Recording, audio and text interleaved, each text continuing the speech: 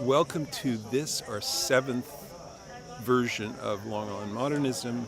I'm Alastair Gordon. Today I'm talking about the house that Jack built, a sort of an architectural legacy about modernism and Jack Lenor Larsen's role in being a designer within that world.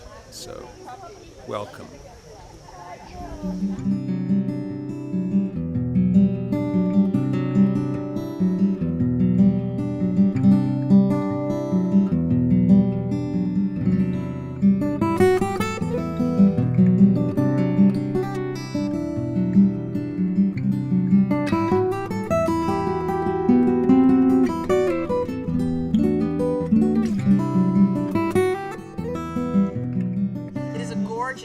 Today, and we're delighted that you're here, all the more because today is all about us, all about LongHouse. And what will be special about today is that Alastair, in his inimitable fashion, I think from what I've heard and what I've seen, has done a tremendous amount of this is new for you, right? A lot of the talks that you give are not old, but material that he's worked on for a long, long time. But the whole story of Jack Larsen and Charles Forberg and Buckminster Fuller and how this place came together is one that we really, really need to be telling. And in order to tell it, we have to figure out what it is.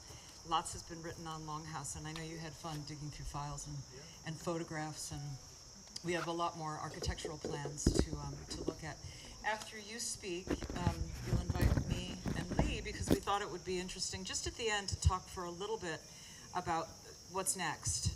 What's in store for LongHouse, what's happening here now, the kind of work that we've been doing together on the house, and how, anyway, but I think Lee has a couple of words to say to kick us off. I'm going to take my seat, and then I will be back as soon as Alastair invites me. Thank you. You might invite me? So I'm really going to just say a couple of words to thank you. I just wanted to put this in context for a moment. I see a lot of faces of people who've been to some of the earlier episodes of this Long Island Modern series.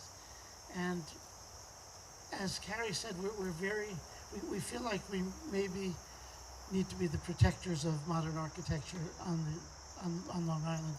So we started with the early modernists who came out here in the 20s. And then we did one on the next wave, and then the next wave, and then we did one on a very recent wave, which included really focusing on Norman Jaffe, who was a modernist and central modernist. And then, as Carrie said, we couldn't tell this story without telling the story of Jack Lenor Larsen and his impact out here, and what he has done to bring people forward through design. And by that I mean forward intellectually, forward emotionally, forward aesthetically, of course. And so we're going to open up the house figuratively tonight for you, and then we'll have one more segment, right? October 5th. Yeah. Mark your calendars. October 5th, we're going to talk about why it's so important to preserve modern architecture on Long Island. It's great that we've had this amazing trajectory of modern work being done here, but a lot of it's being destroyed, has been destroyed. A lot of it is in the process of being destroyed, and many of us are working very hard to find a way to, without trampling on people's rights or on property, how can we induce people to respect, understand, appreciate, and save modern architecture out here, because it's been such a crucible. So that's it with more than 2 words. I'll see you in a little while. I think I need to. Thank you. Thank you, Lee. Thank you, Carrie. Thank you all for coming on this gorgeous day. It really is the perfect day here. And, you know, as Lee and Carrie said, this is our 7th, actually, in this series of the Long Island Modern series. And as Lee said, you know, we couldn't go forward really without looking at Jack's legacy here, and it's so important. And for me, it's a lot of new work, but I also, as I was doing research, I kept coming over, you know, across these notes and letters from Jack when I was starting out doing curating exhibitions about modern architecture and art, and he would always be so supportive, send me notes, you know, of encouragement, introduced me to the design director at MoMA in New York, trying to get my shows into the city, and he's an incredible supporter. So what I wanted to do today, like Lee was saying, put it into context of how Jack's role, we know him as mainly a textile designer, but how his thinking came so much out of the modern architecture movement, especially in the post-war period. He was doing, he did his first commission was for the Lever House, SOM, Gordon Bunshaft's beautiful skyscraper on Park Avenue. He worked with Eero Saarinen. He worked with Frank Lloyd Wright. He didn't work with Frank Lloyd Wright, but he did textiles for Frank Lloyd Wright's Falling Water. He did Louis Kahn's church in Rochester, New York. He did wall hangings for that. So he was always plugged into that, and I think his first love was really architecture. So that's sort of the idea of the house that Jack built isn't just the house or the longhouse or the roundhouse, but kind of everything he did. His friendships, his curating, his incredible sense of support just for collaborations with every kind of artist and artisan and architect and designer. I just love this quote as a lead up. I tried weaving to express the furrowed rows of planted fields. Could you tell us what it says, because some of us can't. Oh, okay. Yeah, I'm reading it. Okay. I tried weaving to express the furrowed rows of planted fields, which just gives me a feeling of, he's bringing the whole world into his. I think weaving for him became kind of a mental, emotional, cultural construct that he then really did everything with, socially, culturally, very much out of architecture. He started, I just want to be a little personal here to kind of ground this work, because as Carrie said, a lot of this is new for me. And if I make huge mistakes anywhere, please, anyone correct me at the end or advise me to the correct answer. But so I did this show at Guildhall in 1987. We go way back to that. Lee designed the installation. And we had Jack lent us work from Roundhouse, this carpet of kind of bits of leather, African leather. We had a couple of carrying carns, ceramic stools that are so beautiful. They were originally designed for the Roundhouse. So this was so supportive. And then I found, just doing research last week, I found this note. Congratulations, Alastair, on your exhibit. It's the best I've ever seen at Guildhall. That's nice. And it was so nice to come across this. And these weren't emails; these were real little letters with signed and everything. And it meant so much to me then. And then he really pushed it at. He thought the show was great and said, it should go to MoMA. And I think he was on the board of MoMA at the time, and he kind of really pushed them. They were very much into kind of canonizing obscure European architects at that moment. So Long Island, what? It was too close. It was too much in the backyard. Anyway, that was the feeling I had. But the show did go to Washington and back to New York and Princeton and a couple of other places. So just to quickly fill in, he's an only child. Obviously, he's incredibly motivated and creative. He has these parents. The father's a builder, so his first love is going out in the woods and building these little sheds and shacks. And I was shocked to learn that Mabel her remains are buried just over here. I'm kind of on a back trail. Jason, who I want to thank for everything he does here, he took me on a golf cart tour of the whole estate on Friday, which was fantastic. But Mabel's back there if you want to go honor her. They were Canadian, coming from kind of a sort of Scandinavian background. So he had an early love for the woods and building. He went to the University of Washington, I'll read you this too, in Seattle. And it was very much a time when that Northwestern modern movement was, really equaling what was going on the East Coast. So he studies design at Washington University. Teachers include Minoru Yamasaki, who, did the World Trade Center, Welton Beckett, who's a huge corporate architect at that time, George Nakashima, the great Japanese-American furniture designer. And he learned to weave from Ed Rossbach as architecture students. That he was mainly focused on architecture the first year or two at Washington. As architecture students, we were concerned with wood finishes and bleaches, with wood rough sawed or vertically grained, wood for walls, ceilings, and floors. The Northwest House is evolved in the 40s by Pietro Bellucci and John Guillaume. And that's an interior of a wonderful Belushi house in Portland, Oregon. As you can see, no like sheetrock or plaster or white walls, all wood, on the floors, the ceiling. So that was a huge influence early on, this idea of natural materials, sourced from local source. Another huge, I just love Mark Tobey so much, I had to throw this in, but apparently Tobey was a huge influence early on. Again, sort of the West Coast Pollock in some ways, but his work is coming much more out of Japanese calligraphy and that tradition. Jack goes to Cranbrook in 51, falls in love with weaving. I love this photograph of him at Cranbrook because it's sort of like he's inside this thing. And what he didn't like about architecture was it was so abstract and kind of detached, and you do all this drawing, but you wouldn't see the building.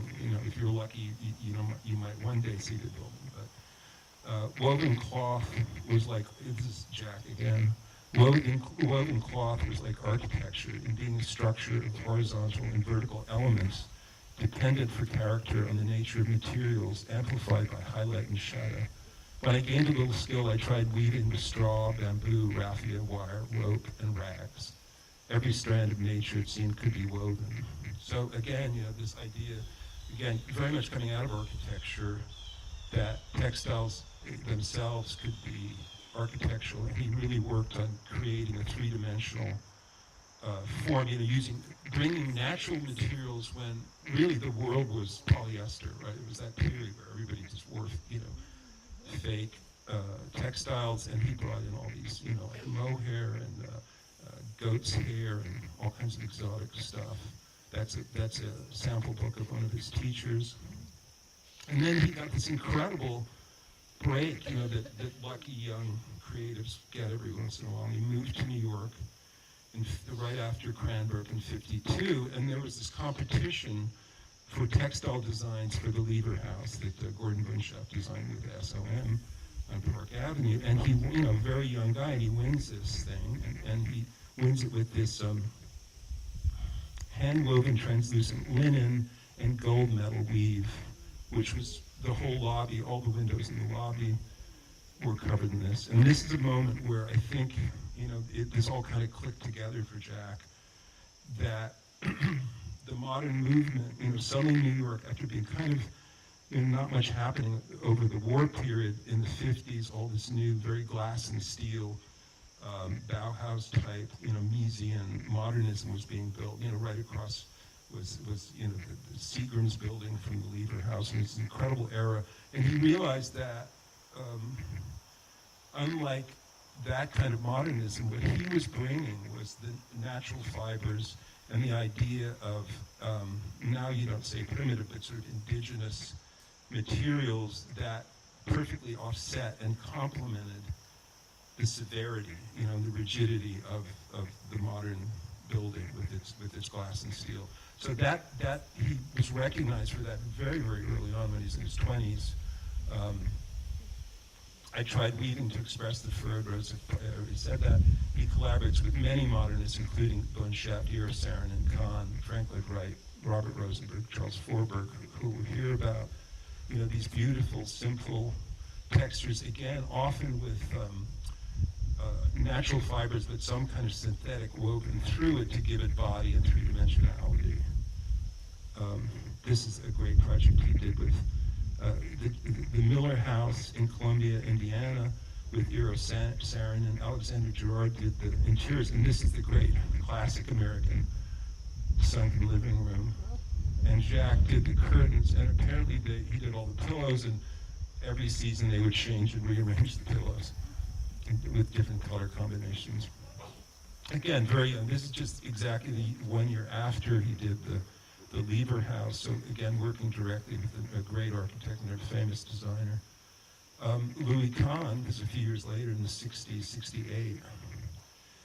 This incredible interior that was so severe by Louis Kahn in Rochester, the Unitarian Church of Rochester, that they realized that they needed something to help muffle the echoes, that were just out of control, because it was basically these concrete block walls, concrete ceiling, concrete floors, just very cold, very gray, but very beautiful in a kind of archaic Louis Kahn way. So he came up with these textiles that were sort of hung like tapestries.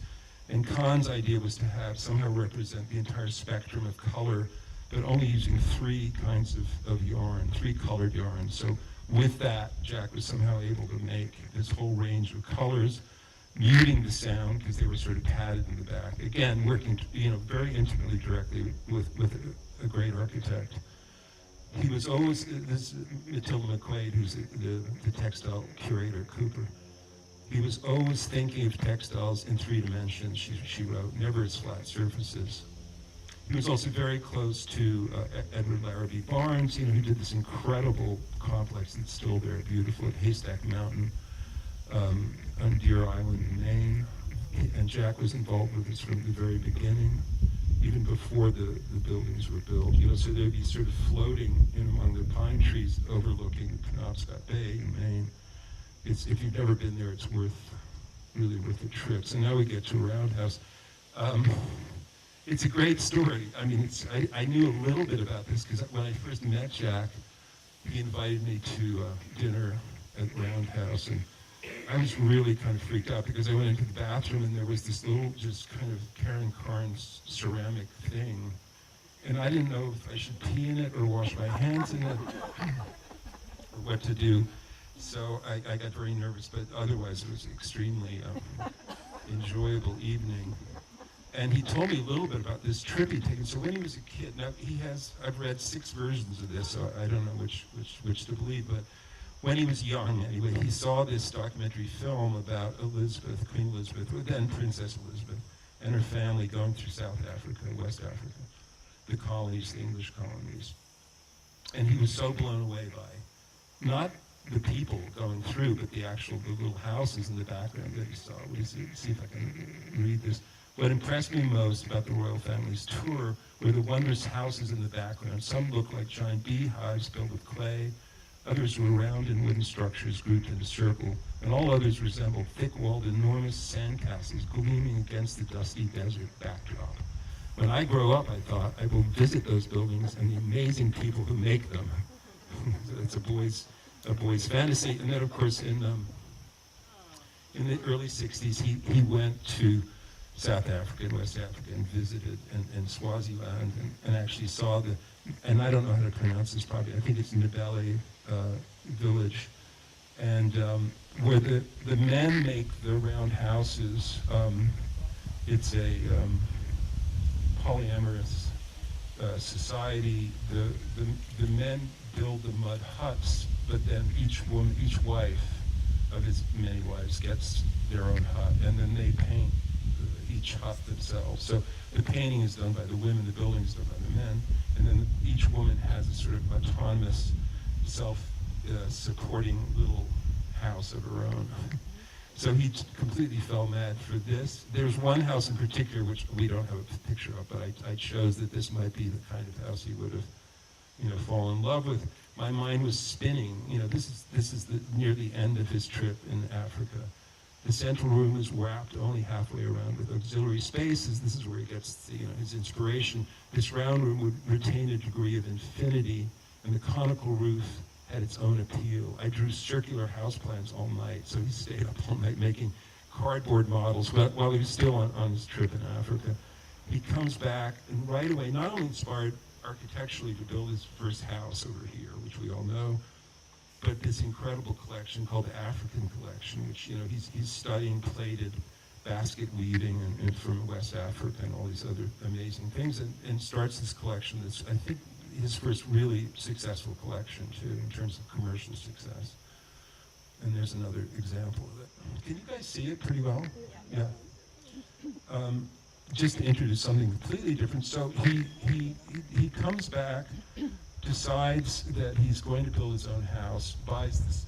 It was originally 10 acres over here from a farmer, and it had been a farm till up until World War II. So it wasn't just all overgrown. There were great trees on it, but also there were some open rolling fields. And he knew Robert Rosenberg. I don't know if anyone of you remember him. We don't know that much about him. I met his family. He died quite young of a heart attack in his early 50s. The house you may know is this Lewis house, which is on Louse Point Road, which is famous, which is still there. This photograph was taken the year it was built, and it was this terrible spring flood, and it was, it was fine. It was designed to be, to allow water to flow underneath it. So to me, that's the greatest project he did out there. His own house was on 2 Mile Hollow Road, just near the beach, Ocean Beach. Philip Johnson visited it in 48 and said, "Oh, this is a poor man's glass house." Kind of backhanded compliment. Another famous thing he did, again, he didn't do that much. He'd run Marcel Breuer's office in New York. I think, and I'm not totally sure, that one of the reasons he came out here full time was of health. He had a bad heart, and maybe he was just getting away from the city and working with Marcel Breuer. But he did some very interesting projects out here. He did Robert Motherwell's studio. This is an addition that he did to the Pierre Chareau studio, which was just the Quonset hut, basically. So this is not the house. This is the studio just behind the house. And that sort of the shed roof kind of addition, he did that. And then Barney Ross bought the property and used that as a guest house. And then the most interesting thing, which I've only learned about recently, I don't know very much, this is taken out of a magazine. That's why it's hacked in half, because the staples were like a Playboy bunny thing.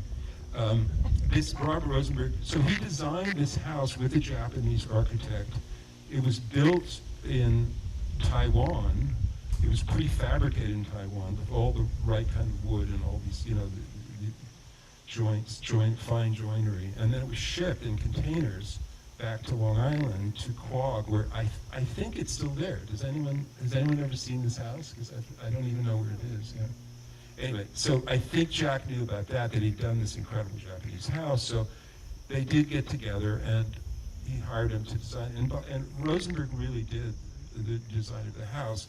They would sit together, Jack and Robert, and make these incredible models out of cardboard and paper. And again, so the idea coming from the African villages was, the main would be a circle, the studio to the right you can see, and then the guest house to the left, and then these other circular floors. So it's sort of this cascade of circles going through the landscape. The one to the lower bar, one is a herbal garden, which is sort of like one of the African corrals, for animals, and various other circles within that. And that's such a great picture. I just recently found out of him. And he was very hands-on. Apparently he got up on the ladder and was slamming in these hand-split cedar shingles himself. This is a great, I'll fly through this, a lot of you have probably seen some of these images. Yeah, so again, you see on the upper right is the studio. Behind it to the left is the guest house.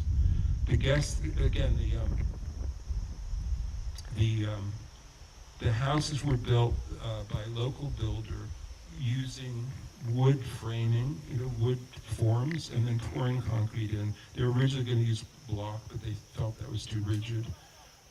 This is a great Ezra Stoller shot. I was able to get these from Stoller's archives. So he came out almost like within a year of the house being finished and shot, did a whole shoot. Jack wrote, "I wanted to, as much as possible, to be a handcrafted house in a day and age when almost everything built is drywall and factory made."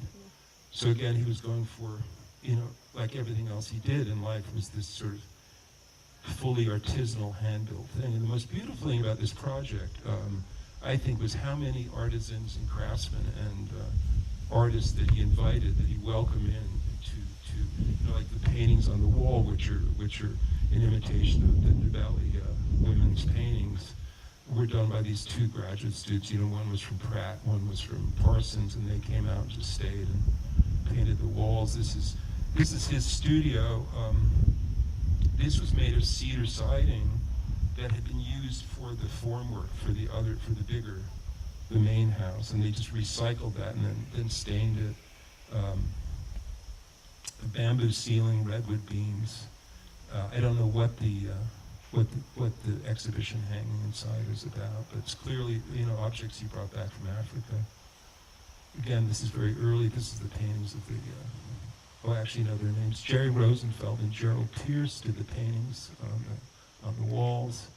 Eric Erickson, kind of a famous glass worker, did the stained glass windows on either side. This is a contemporary photograph.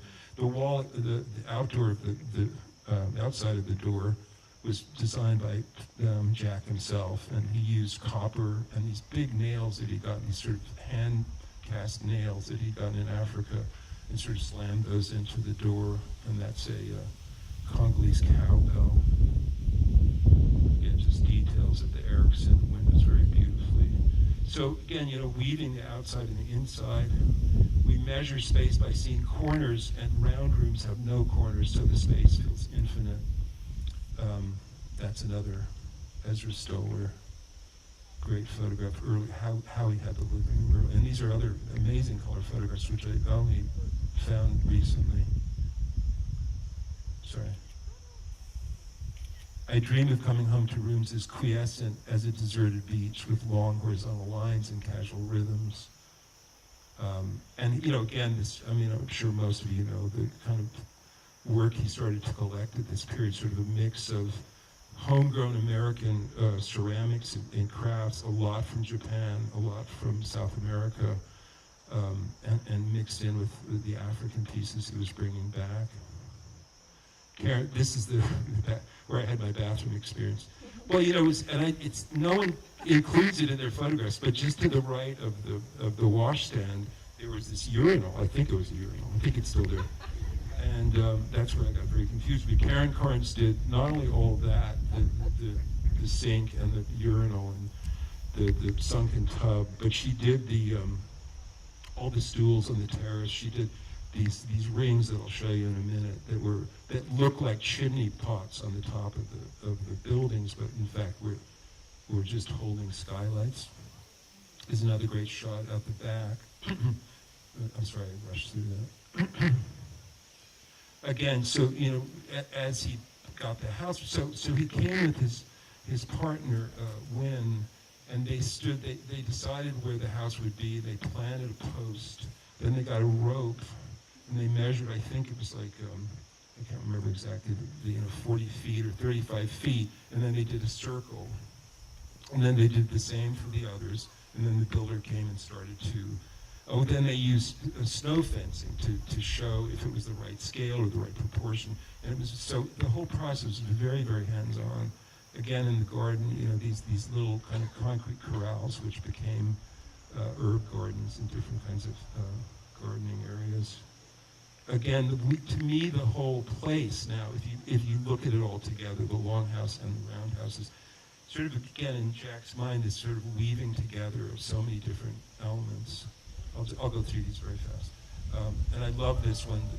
I think it's called the Blue Garden, which is over at the Roundhouse Estate, kind of based in part on his logo, which is on the right.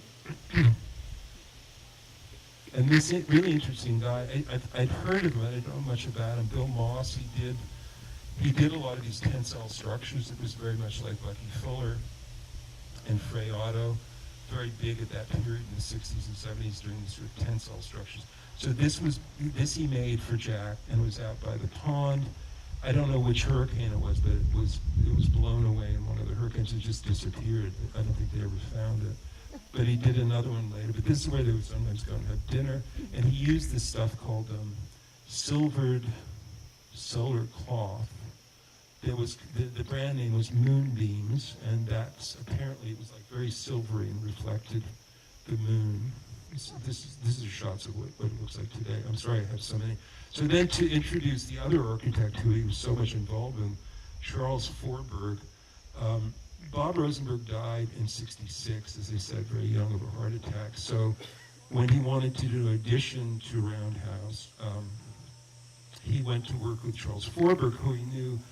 Charles had just done the showroom on East 59th Street. And very interesting, similar to the Moss little pavilion there, again using these new kinds of stretchy nylons to create the ceiling form in a very industrial kind of space, otherwise kind of lower the ceiling, create this sense of movement with this textile that Jack was very involved. I don't know if that's how they got together, but they've known each other for quite a while. They did more than 30 projects together. Just a little background on Forberg. No one knows that much about him. I mean, he seemed to keep a very low profile. He did a couple of houses out here. He did Jack's loft on East 10th Street. He's probably most famous for doing the Pan Am logo, which is pretty universal. I mean, he did this, I've never seen this, but a memorial column at the Museum of Jewish People in Tel Aviv. That was 1978, and that's the only picture I could find of it. So, an interesting guy, very eclectic, went to Black Mountain College, knew Bucky Fuller, was obviously inspired by Fuller and some of the other people at Black Mountain. So this is where the addition, how do you add on to a circle? So they did this 4-level thing. This is Charles Forberg's, again, based on these earth houses of the Sudan. And that allowed Jack to have a studio within the main house, underneath, again with this stepped garden that allowed light to come into this otherwise subterranean space, and this kind of Mughal-style garden that looked out, with that great canal and the different levels. And that's Bill Moss's second version of the moonbeam. This is the second thing that didn't fly away in a hurricane. The LongHouse, so he starts to expand, buy more property. It started as 10, and then it was 20 acres, and then it was more. He originally, so the way his trip to Africa kind of inspired him to the Roundhouse, he had this book. I used to have I never owned a copy, but I sort of borrowed a copy of this incredible book about Ise, the Temple of Ise, which is the great Shinto shrine in Japan. And Ise is quite an amazing place because it started in around 700. They did the first version. Every 20 years, they deconstruct the temple, the 3 or 4 temples there, and then rebuild them with wood right out of the surrounding forest. So it's this incredibly organic, natural process. So this is what, Jack had this book that everybody had at that period and was obsessed with Ise. So the next house, because he needed a bigger house, bigger property. So he got, this is early drawing of Ise, 1690. Again, you had to be very special to get inside. If you or I went, we get to see it from this perspective. There are 4 different sort of fences and the higher up in your Shinto hierarchy, the more, you're allowed to go deeper into the complex, but most people are just see it from the outside. Again, this incredible sense of, there are no dowels, there are no screws or hinges or metal used. It's all incredibly complex joinery that Jack was, fascinated by. This is how it looks after, I think this was the most recent reconstruction, so after it's been reconstructed. So it's an incredible process, and the builders are like priests, and they wear white robes, and it's an incredibly beautiful process. So again, how do you do this in East Hampton? There was this incredible guy named Joe Can, who some of you might remember out here. And this is another thing that it was sort of personal for me, because I had heard about him, and he was working on this house, the Matthews House in Southampton. This is the model that Yoken, and so Yoken was from Kyoto. He knew how to do all this incredible joinery. He could build a whole house out of just natural wood from the forest. And he did this one house. There was quite a bit of publicity at the time about him. I wrote a piece about him in the Star, East Hampton Star, and kind of became a friend. He had about 4 words of English, but he was this incredible artisan. And Jack learned about him and hired him to do this house originally. But Jocan, it was going to take so long, and it was so expensive, and it was such a long, methodical process of, finding the right trees, all this stuff. So Jack, I guess at some point gave up on him. And I think when Jocan said, I need to bring 3 roofers, who do the thatch from Japan, I think he said that was enough. That was it. So he went back to Charles Forberg, and they came up with this sort of adaptation of the idea of Ise. Of course, it's not exactly like Ise at all, but it has all those suggestions, in axis. These are the floor plans, obviously, in axis with the pond there. Again, these sort of 2, I don't know if I can use this thing, can I? Oh yeah. So, there are these 2 bridges. You can pass underneath this, and this is the wing that has his bedroom. You know, you can go out this way, and then this is the other bridge coming across this berm that was built largely out of excavation earth that came from when they were first doing the foundation for the house. I thought that was great drawn. Then you see how it's on axis with the pond. Just to go back to Forberg, so, you know, Forberg's, I forgot to mention this earlier, to me the most interesting, the reason I knew about Charles Forberg and actually met, again, this is Jack, you know, he knew I was doing a book about 18 years ago on psychedelic hippie stuff, and he said, you got to meet my friend Charles Forberg, because he did the Electric Circus. So Forberg did this incredible stretchy fabric, you know, in this otherwise sort of big open industrial space on St. Mark's Place. And I'm sure a lot of you here went to Electric Circus, as I did. You know, it's where the Velvet Underground played. And so against all that, is it David Martin? Yeah, David Martin did the light shows there. So this was really early. This is sort of the invention of psychedelia, certainly in New York. So that's to me, that's the most famous thing that Forberg did. So again, this is a park he did the same year, 67, 66, Cypress Hills Playground in Brooklyn. So to move on, so they're taking, you know, the ideas of Issei, again, with this, you know, this crisscrossing beams of the pitched roof, using it at the gateway here, very much like the gateway at Issei when you come up to the complex. Again, you know, foreshadowing or reshadowing these ideas. The difference is, and it's a huge difference, is, and this isn't to be nasty or critical, but, you know, you can't really make Issei with nails and bolts and, you know, and metal hinges and things like that. So it lost quite a lot of that elegant, natural feeling that I think Jack was first, you know, attracted to, the idea of putting this thing together as a beautiful kind of sculptural object. But the interiors, I think, you know, where he was able to, you know, use his knowledge of textiles and texture and wood and combining so many elements. And here's another person he certainly turned me on to, and I think a lot of other people. Morton Esherick, who's, you know, one of the great, as he said, the most important furniture maker of the 20th century, without a doubt. Fascinating guy based in Pennsylvania, and if you go inside, I'm sure many of you have seen the archway. That was from 1936. I don't know how Jack got it. Maybe Carrie could fill us in on that. But it's an amazing piece from this house that he'd done for a famous judge in Philadelphia, Judge Curtis Bach. Here's an old photograph. So Morton Esherick had done all the architectural features, you know, the fireplace, all the doorways in this incredible house. So it was a very traditional Pennsylvania stone house. And then the judge at some point got, you know, a fever for modernism and had Esherick do all the interiors. It's an incredible project, yeah. 30s, you know, in the 30s. Then in the collection, you know, Esherick just these beautiful, this is one of his most famous pieces that's been copied endlessly. You know, the music stand that's in the collection here in 1962.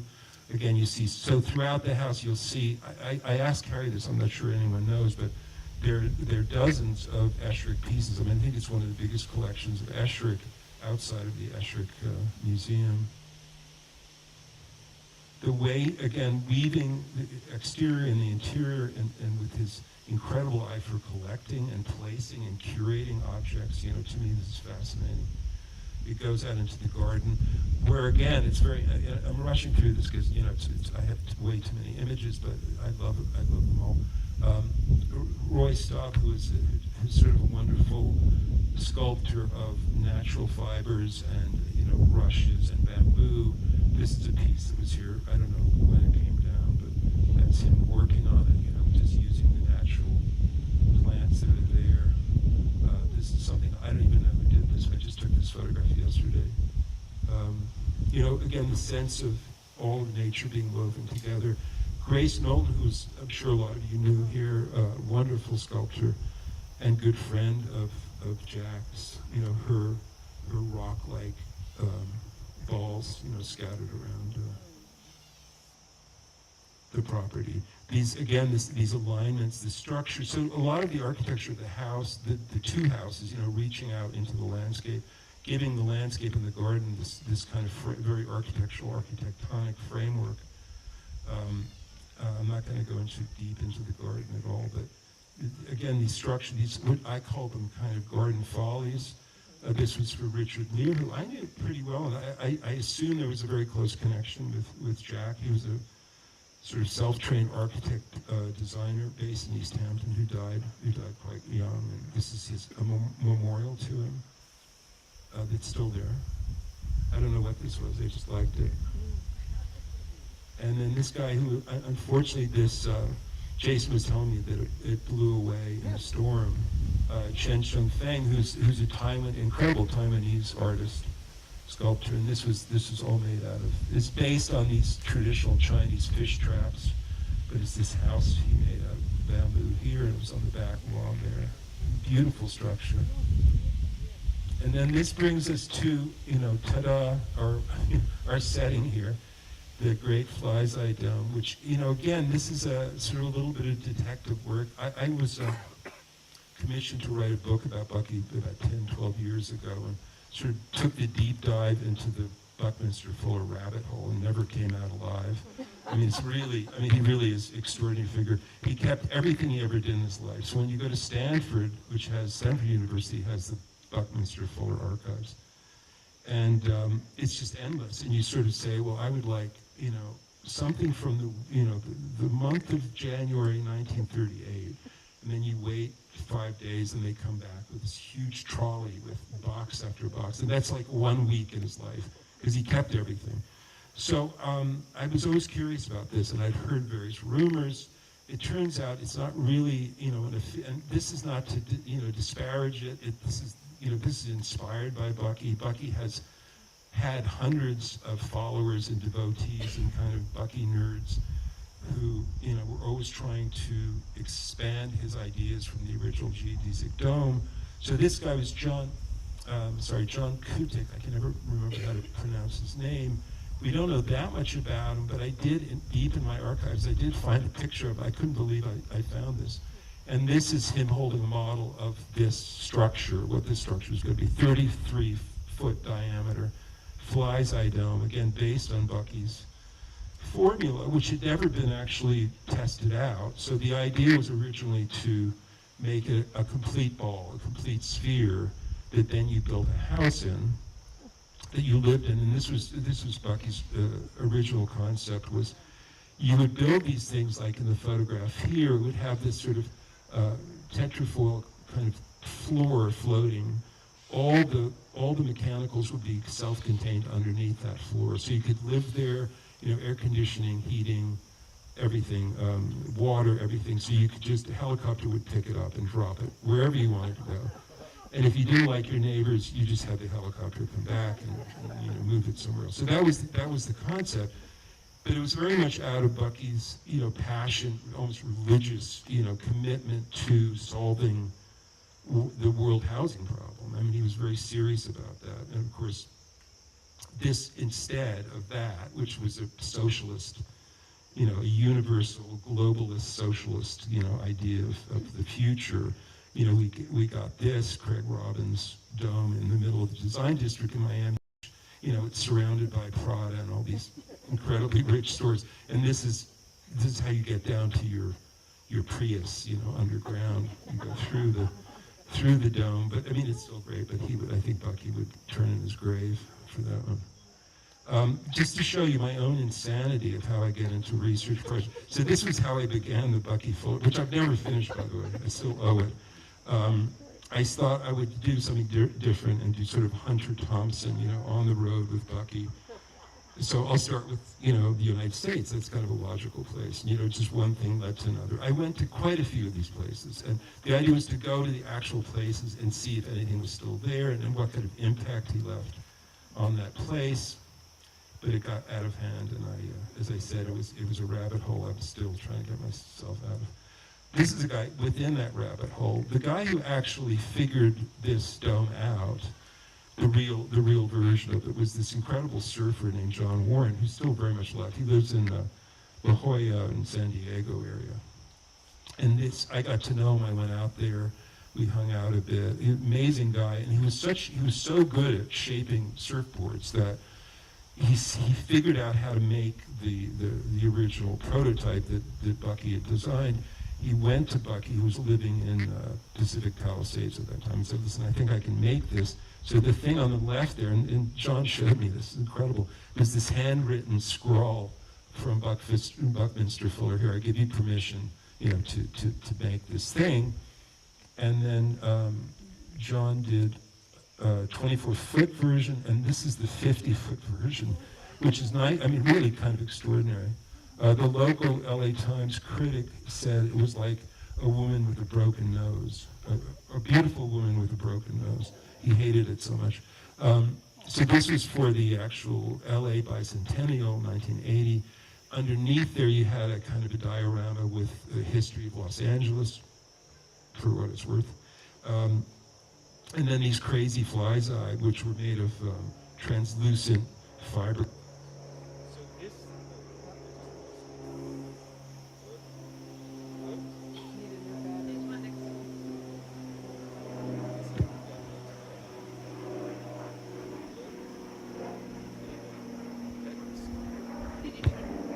There is, I got it. So I'm almost done.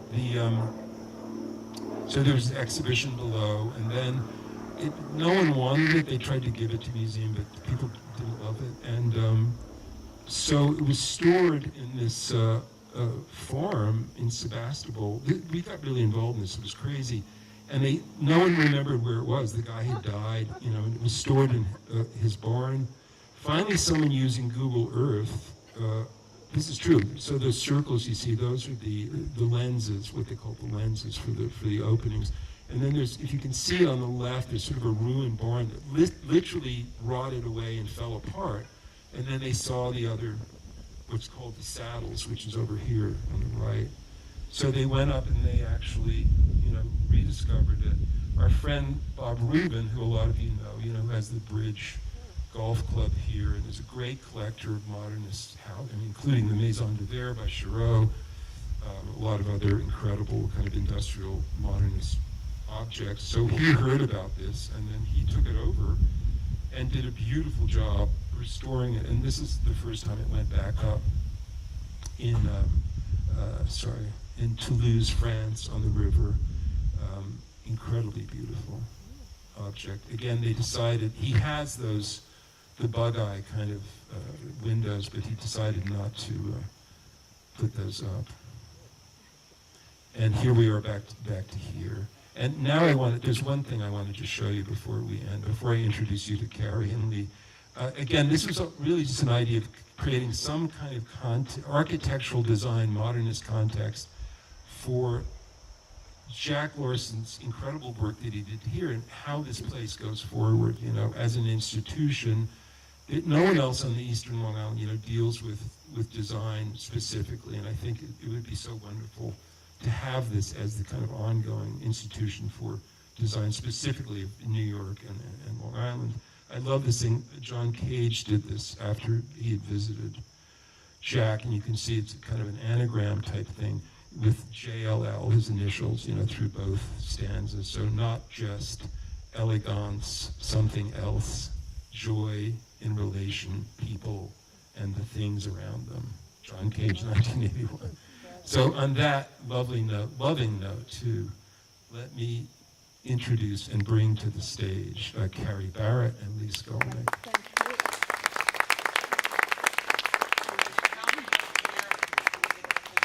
Sorry? What year what? The dome was erected here. Oh yeah, it's 97. Yeah. But he wanted to, apparently John Kuick wanted to, is it Kutik or Kutik? Wanted to make it into the house that Bucky had originally planned. And The town, right? The town refused to allow a residential permit. Something to do with that, right? I don't know that we have, it seems like we have one mic, so we'll just pass it back and forth. I learned a lot about the dome because of digging for you, and I don't think it even got that far. I think that within the files, and I know Diane's not here, or Peter, I asked them too, and Nina's here. Yes, no, Diane's not here. I don't think it ever got that far. I think that John built it here, you know, on his own, and then it got to be like 2005, and he said, and now we have to finish it. We have to turn it into a house, and you have to buy it from me for $90,000. And so the file, our file is less historical and more about Diane, who was board president, said this, and then Jack would write on top of a piece of paper with his big Sharpie marker, and then Matko, who's the director, said, where are we going to find $90,000? And if we did, are you sure you want to spend it on this? It was that kind of internal dialogue. But one of the things that did come up was that it was clear that Matko, the executive director, had his qualms about it because of its expense, because of its not really being by Buckminster Fuller, and because the man who built it wanted to finish it. And he said the town of East, so it's not like it went to the town and it got declined. I think he said there is no way that we would get zoning to build a second residence at LongHouse. To which I think someone smart like Diane wrote back and said, well, then we'll have to treat it as a sculpture. So the end of that story was that he wanted $90,000, and I was a board member at the time. And I said, I think I may know someone who would pay for it. And, you know, Len Riggio just passed away. He was the founder and chairman of the board of Barnes & Noble. Thank you. So I brought him on a tour here, because he had been here, but he had never really had a proper tour with Jack. And now Jack was gone. And, oh no, at that time Jack was still around. But I drove him around in the golf cart and showed him the dome. And I said, you know, by the way,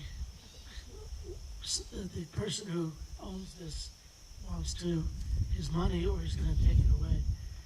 And so I drove then back to his home on Ocean Road. And when he got out of the car, he said, I'll buy the dome, but don't ever come back to me for anything else. So fortunately, he gave us $85,000. Originally, I think he wanted 130, and then he came down to 90 something. This mic only works for 5 seconds. It's gonna be interesting. But listen, I have images here. Yeah, This one works, okay. So now it's your turn. I don't know if you can see it, but I put in a bunch of the images that you sent. So I guess the idea is, you know, taking all the things we've been talking about, where do you go forward? This is your big job. You know, Lee's been working on this for a long time. I mean, it's such an amazing opportunity. What do we talk about in terms of future visions? So these are Lee's slides. He's the architect, but it is, I don't want to give too much of a preamble, but let me say the elevator pitch is that Jack said, after I die, open my house to the public. That's it. If I had to say nothing else to anybody, it would be that. Now, because it'll be 4 years in December since he died, and the house is not open to the public, I've been saying publicly, and I'll say to you, that I think it's almost like Elvis left the building, open my house to the public. We've taken that literally to mean the whole house, not just the building where he lived and eat and slept and collected and arranged things all day long, but the entire 16 acres. And so one of the things, and I'm getting to the point where we can talk about the architectural project, one of the things that we did right away was open 5 days a week. And as of last year, we're open 12 months of the year. So open becomes, we're open. The second, and we've preserved the garden, we've continued to do the sculpture program, we've done a lot to keep LongHouse open, which was not, I'll say, not just a matter of, this is about Long Island modernism, but it wasn't just a matter of preserving and keeping it open, but actually building the board, getting new staff, creating the conditions where LongHouse could stay open. You know, without Jack's support, that was really hard. In those early months of figuring out what to do, this was when, you know, Lee, who had been talking to Jack for over a decade, and had raised some very, very meaningful money, a grant from Barbara Slifka for the study of the house. We embarked on kind of this, when I came in, it was figure out the finances, think about the staff, begin to even contemplate understanding the garden, or at least know what work had to be done, and do a complete assessment of the house. And that's what we did, a complete assessment. We said that, and why? I'll say because my part is why. If we said, why are you doing this? I'm not doing this for the house. I'm doing this so that people can visit the house. That's it. You know, this isn't doing it for the sake of doing it. Doing it, of course, it's a beautiful house and we want to preserve it. But my goal is to be able to give public tours of the house. And some of you've been in the house. I can take you through the house. You can make an appointment. It's not falling apart. But we are still zoned as a museum, as a residence. And to undo, but nobody lives there. No one's lived there for a very long time. The rezoning is step one. So this is not beautiful architecture. It's kind of like tedious, not-for-profit administration. And what the assessment that I think Lee will talk to you a little bit about gives you a telephone book of things that could be done, repairs that could be made to a house that wants to be a multi-use facility, like a museum or a library or a church. It's very different than the way the house was used when Jack lived here, when he was alive. So that whole condition of creating, it's not like creating a museum, it's creating a different kind of facility in East Hampton. And the kind of programs that we've been doing really are kind of what my dream was to say, more like an institute. We are a historic house museum. I'd like to start thinking of this house as historic, because it helps me frame the historic house museum. 20 years from now, it'll be 50 years old and 70 years old. And that our job right now is to take care of it in that way. And sooner rather than later, we're working with the town. They're being extremely helpful. I feel like I'm being so tedious, but one of the things that's most closely on the docket before anyone can take a tour of the house is that we have to redo the septic system. And we need a new boiler. And so this isn't an architectural renovation so much as it is fix the elevator so that we are handicapped access.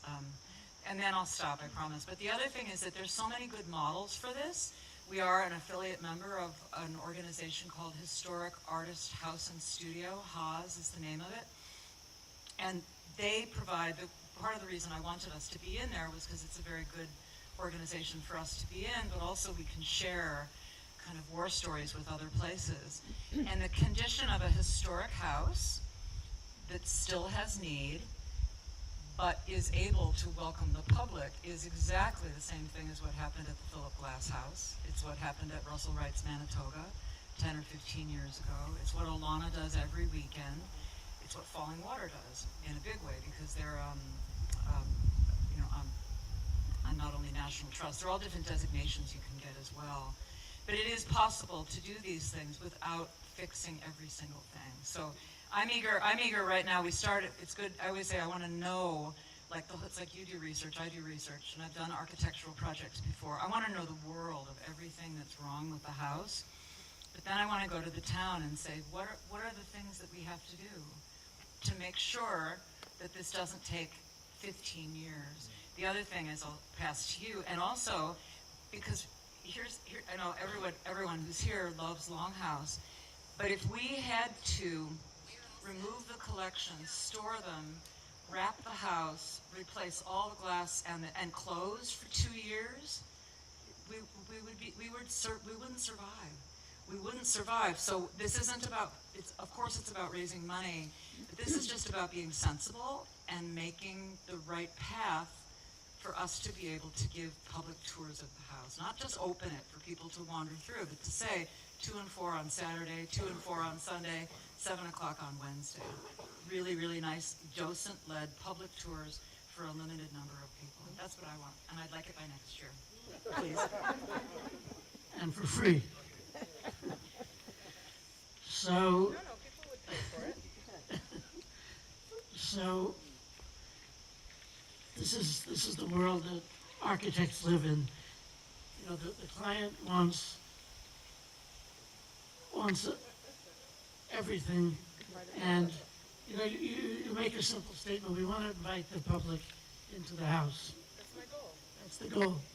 What does that really mean? It means doing a tremendously detailed, comprehensive assessment of the building, the site, the zoning, the environmental issues.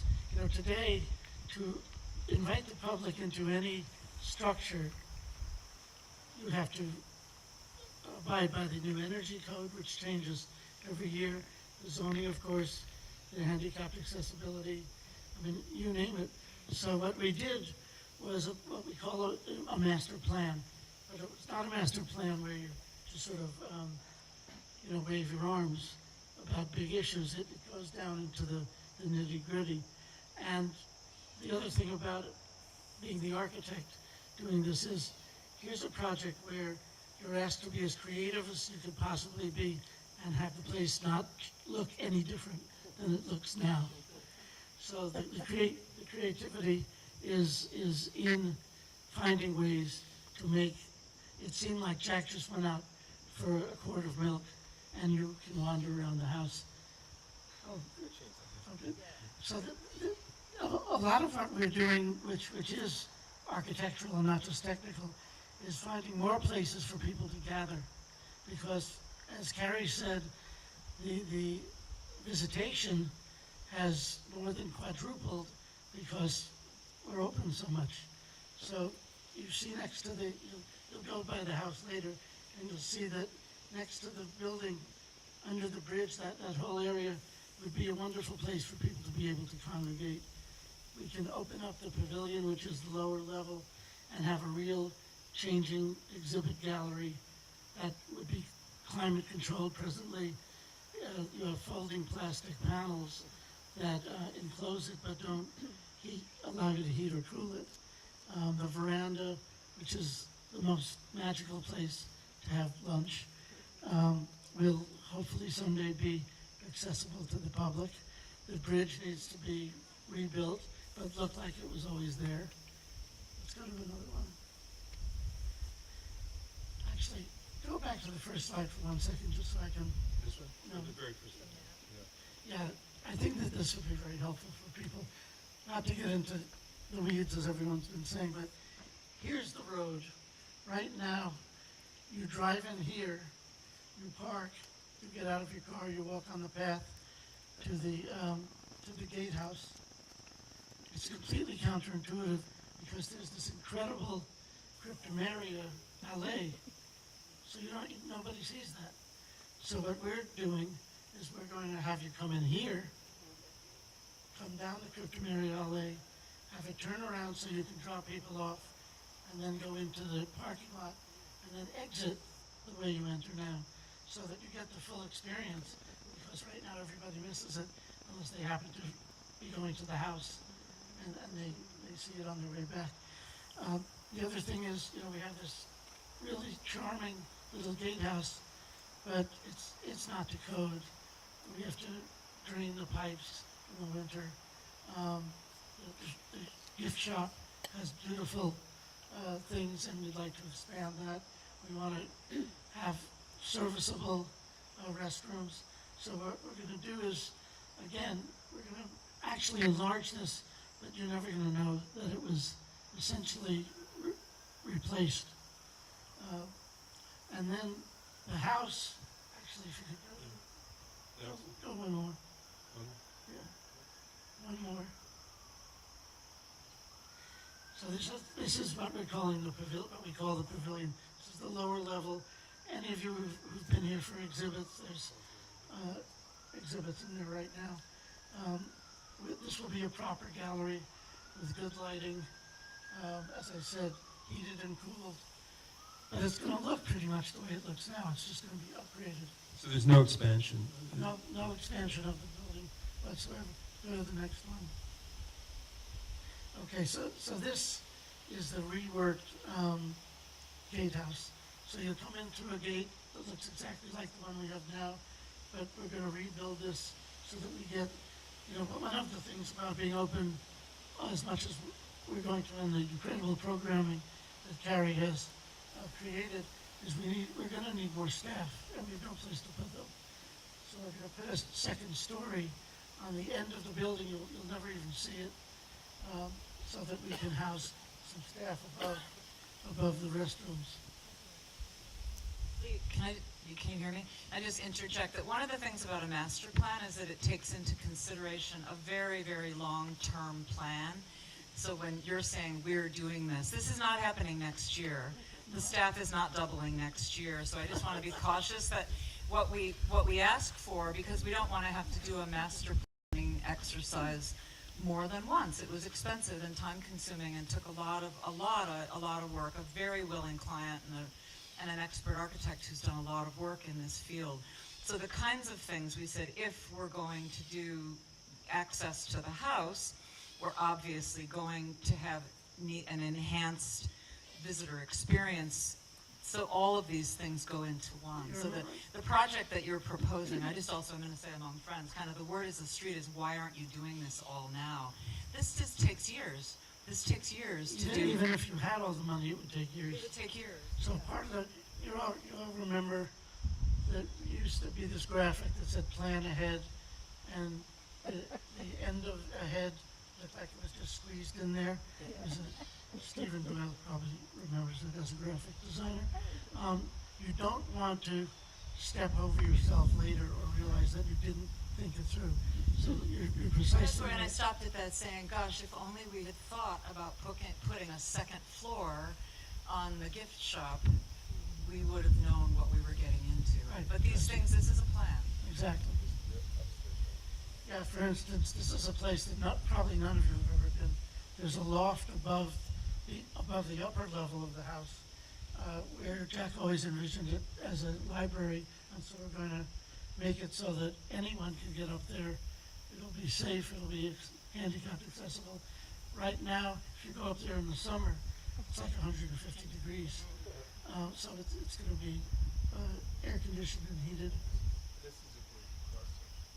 Right, so this shows a section through the building. At the lower level, the extreme lower level of the basement, we're going to have an archive conservation lab. We'll have the pavilion, and we've already converted a couple of the bedrooms. We've left them looking exactly the way they looked to begin with, but they're now, they can be used as gallery spaces. So we have that. Oh, don't go there yet. So then, Can I say the other thing that even people who have been in the house, one of the things that opening the house does is it, how we use the word, redoubles, triples, quadruples the impact of our being an institution devoted to design and craft and recognizing the legacy. Right now, everybody knows Jack's Garden. You look at the house and you see the outdoor collections. His collections from all over the world, the global collections, are extraordinary. Our curator at large, Glenn Adamson, says that, and as a designer in the 20th century, as a designer who collected all around the world, Jack was not only a global citizen, but he really did define the modern arts and crafts movement, the craft movement, Craft in America. There's a great documentary, and it's old, but it's so worth watching on him. So right now it's funny because we all know, especially I'm looking at some board members in the audience, I say this is a global institution. That's our kind of our leg up or our value add over other cultural institutions in the area. And then I'm reminded that most of the people to whom I'm saying that have no idea what I'm talking about because they haven't seen the collection, because the collections are in the house. So partly to enhance our impact and to be that place that is, one of the most spectacular places of design and global arts and crafts requires. And that's why also the basement, which is, I say, what keeps me up at night is that these collections are in the house, they're well cared for, and there's lots and lots and lots stored in the basement, which is now clean and organized, but it could be so much better. So in terms of looking at this, we also said we need proper collection storage. And we just got it's an in-kind grant, but we're, and Mary Gale's in the back. Mary Gale's my partner in crime here. We're working on what's called the collections preservation. It's called the CAP, a collections assessment program, which will allow us to, this is all the work that we're doing. Really the only reason that we know anything about Jack's collection was the estate inventory that was done by Phillips. We have lots and lots of work to do to create a database, condition check everything in the collection, and to become that historic house museum. So the day-to-day work that we're doing for, that will fit into a renovation someday, it's all happening at the same time, which is really, really exciting. Can I ask a general question to both of you? You were mentioning these other house museums like the Glass House and so on.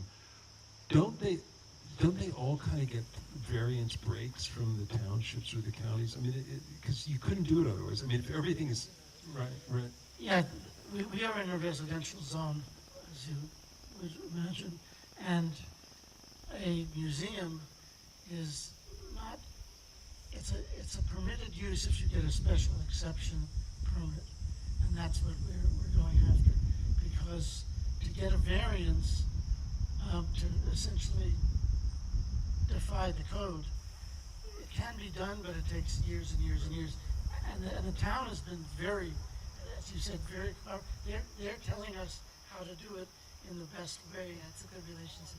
I think I heard your question, it was awesome, Liv. I think I heard your question in a different way. When I think about even the Russell Wright House, Manitoga, not every room is accessible. And to make it so would require extraordinary interventions and ramps and elevators. And you'd ruin the house. Same thing with the Wharton Esherick House I visited finally in November. Even falling water, you can't get through that Frank Lloyd Wright house in a wheelchair or a stroller.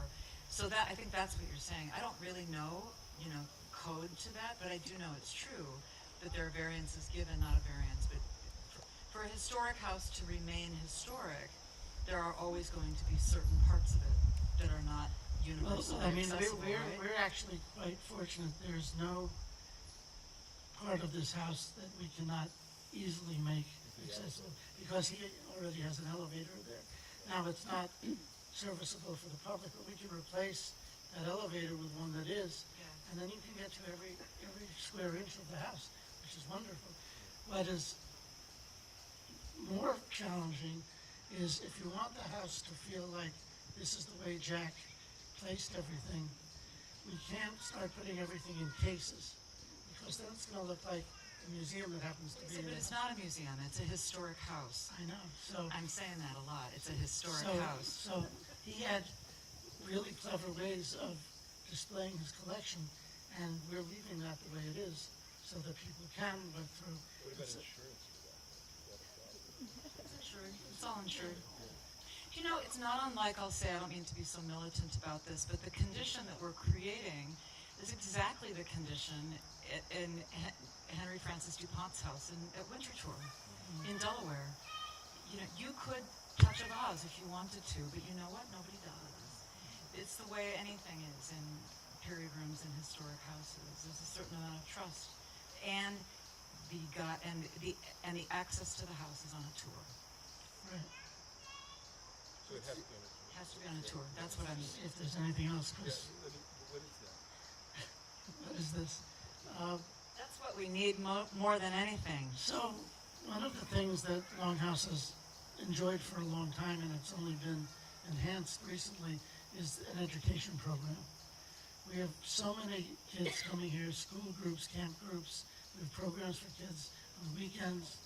We have internships, and we have no place for these kids to congregate except out in the garden. So on cold days in the winter, when it's rainy in the summer, when it's just too hot and sunny, there's no place for them to go. So we are proposing that there be an education center. And there's presently a garage here back, which, We're Mablesbury. No, well, it's a shed. It's a garden shed. We won't be It's a garden disinterring. shed. But we're going to use that footprint and expand it a bit because the garden shed needs work, and the wonderful people who work in the garden need a better place to.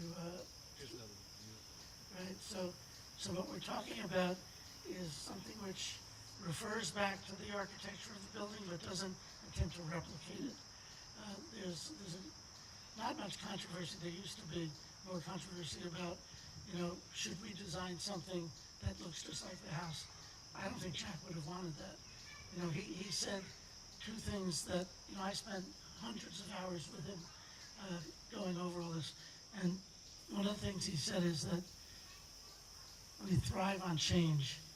So he knew that things should not just repeat themselves decades later. The other thing he said, which we both love to talk about, is he says, be relevant, not reverent. He didn't want this to be a memorial to Jack Lenor Larsen. He wanted it to be a living place where people would learn and internalize the values associated with what design can do to improve people's lives. I want to do in our little shop it's like Jackisms. I don't wear T-shirts that say anything, even though I love them. But a deck of cards, and I think we all have to. I'm collecting them now. All these quotes. Yeah, my favorite one about change was, "What will change be like? It certainly will be different." Things like that. No, but that gives us the. And he also said, "Don't be dull. Don't be dull. Don't be dull." And anyone who knows or knew Jack, he was never dull, not for a moment. So anyway, the idea is to create this, and actually it would be right over there. We have a spot for it. It won't disrupt anything that's already here. I think we can just scroll through. Is that the last one? Hey, yeah, Lee, how did Jack respond to, did you show him any ideas, or was he already gone by then? Oh, no, frankly, I can't claim that this design was on my own. It was in collaboration with Jack. He would invite me over for breakfast, for lunches. We would sit up on that wonderful veranda. He would bring cardboard models sometimes.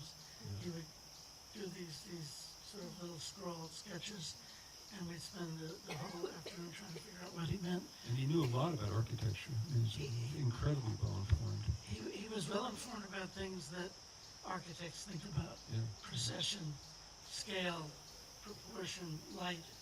He was a master designer, and that's why, we all share this objective of having this place be a center of design.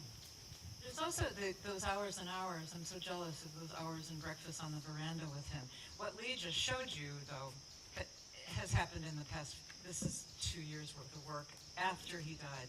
And that's really interesting because I think to be in your 80s, having the foresight to sit with an architect to say, let's think about what happens after I'm gone, is what my understanding or what I've learned from you and from others. He had a lot of sort of foresight. The funny thing about that was, and this is great, but you could do that after all those kids and all of that. But that foresight, but then there actually comes the reality of now he's gone. He didn't really leave us money to do this. That's the problem. I'm sorry to be that client who says, I want everything and I have no money. But he wanted a lot, and he left us a house and a garden and is expecting us to do that. So that's important to mention.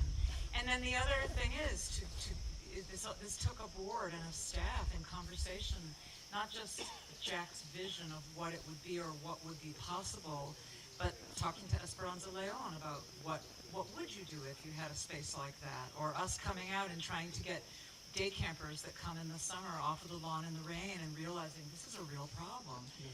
So the lived experience of working here also then is how this became refined. How would you use a gallery? How would we use, a space? Do we need more space for people? Where do the kids go? Where do the buses go if they come? Do we have enough parking? All of those things happen in growth mode. So it's a wonderful challenge, but it's also what a wonderful gift for everybody here. It's just the whole thing is incredible. I want to thank Lee Skolnick for telling us about his future visions, and Carrie for being such an amazing director. And if there are any questions, I mean, people are thinning out a bit. We have to change the label here, right? Which label? Yeah, we'll do a proper label. But it's again, I wasn't trying to put it down. Inspired Yeah, by no- Buckminster Fuller. Yeah, but almost everything that's out there is inspired by Buck. I mean, it's not a terrible thing. I mean, he We inspired. invited you here. Yeah. Exactly. I'm kidding. No, it We makes it have, even more unusual. That's probably why Jack liked it. You know, it wasn't the real thing. We have glasses of wine. We're open for a little while, and there is a lovely exhibition that our trustee Gil Howie organized for us for last Saturday's landscape luncheon, which was wonderful. It's an exhibition of art by friends of ours. We know all of these artists, and it's all nature-based. It's beautiful. It was so incredible last weekend that we decided to keep it up one more weekend. So if any of you are, a lot of the artists gave 100%. The point was to raise money for us by allowing us. I have my eye on something. I might go over there. We also have some plants too that Mariah Whitmore donated. So if you have a little time on this beautiful afternoon, wander over and look at the art before But you go. maybe a question. Is there any question or two? Yeah. Maybe not. Or anybody, any of us. No questions. I have a question. Yeah. Because we have landmark historic districts, is there any way that modernism can be protected? It is. That's happening. Yeah, it's difficult. It used to be very difficult because there was a 50-year kind of limit to what was considered, historically relevant for a landmarking of a building. But that's changing. It's really changing. But it's in process. Yeah. But it's much easier now than it was. When I first was trying to save some buildings out here, and Lee too. 40 years ago, it was really difficult, to include something from the 1950s or 60s, But that's getting, with education, it's improving, like everything. Alastair, I should have, where are my manners? This is Elizabeth Lear, Richard's widow. Oh, hey, no, I remember Right? you. Yeah. I remember you. Do you remember Kate? So modest, she's talking about My the father married Lear, you. Yeah, yeah. the Lear Memorial and saying, wonderful man, and he died. And I Yeah. just wanted you to know his wife is in the front row. I didn't know that. There you go. So nice to see you. Richard did the addition in the solarium with Jack. I think it was one of the last projects. And Richard was gone. And a couple weeks later, Jack called me and he said, I'm laying out the building. You want to come over? And This building? he just had cut bamboo stakes and put them in the ground. That's so cool. And then it was built. Wait a minute, the solarium for the longhouse. The connector, The the connector. solarium, and then the Right. office. Oh, how cool. I just want to point out an admonition.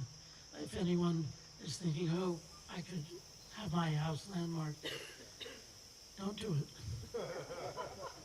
Do everything that you want to do to the house first, and then you can landmark it. But once you, with most jurisdictions, whether it's local, state, or federal, once you landmark it, you really can't touch it, or if you do, it's going to be very expensive.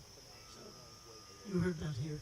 The main problem out here, as you probably know, is that the greatest little modern houses from the post-war period, they're on incredibly spectacular pieces of property that are now worth $50 million or $100 million. And it's really hard to convince someone, unless you get a variance and say, okay, you can leave that cool little pavilion by Peter Blake or Andrew Geller or whatever and build another house, but, keep it a certain size, but maybe you can have a bathroom in it, in the original house or something. But they've got to do that, otherwise these things are going to get knocked. Because if someone spends $50 million on a waterfront property and then there's an 800 square foot house, they want something a lot bigger. So that's most of the examples of houses being torn down. And we'll talk more about this in October 5th, but they're impossible. It's impossible. It's economics. It's just impossible to convince most people to keep it. Occasionally. Any more questions? Otherwise, we should have, go ahead.